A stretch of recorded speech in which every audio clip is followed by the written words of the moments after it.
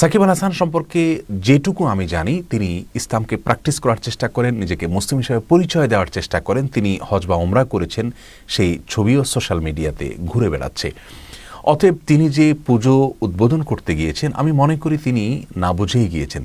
তিনি ভাবতে পারেননি যে তার এই কাজটির মাধ্যমে তিনি ইসলাম থেকে খারিজ হয়ে যাওয়ার মতো অপরাধ করেছেন এবং এ কাজ করলে ঈমান ভঙ্গ হয়ে যায়। এটা মিন নাওয়াকিদিল ঈমান, ঈমান ভঙ্গকারী বিষয়গুলোর মধ্য থেকে সবচেয়ে বড় বিষয় হলো এটা আল্লাহর সঙ্গে শিরক করা।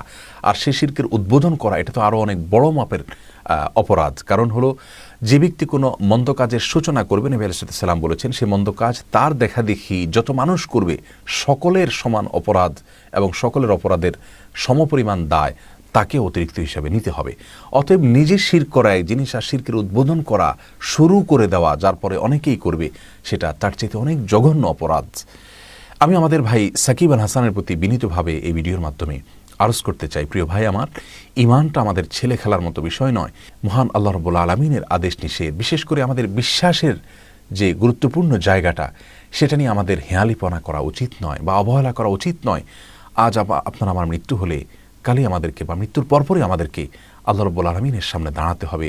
জীবনের প্রতিটি বিষয় সম্পর্কে আমাদেরকে জবাবদিহি করতে হবে। অনন্ত অসীমকালের জীবন আমাদের সামনে পড়ে আছে। সে জীবন ধ্বংস হোক, এটা যদি আমরা না চাই, তাহলে শিরকের মতো ভয়াবহ অপরাধ থেকে আমাদেরকে বেঁচে থাকতে হবে।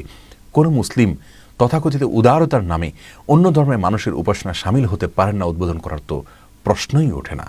এই কাজটির মাধ্যমে মানুষ ইসলাম থেকে খারিজ হয়ে যায়। অতএব ভাই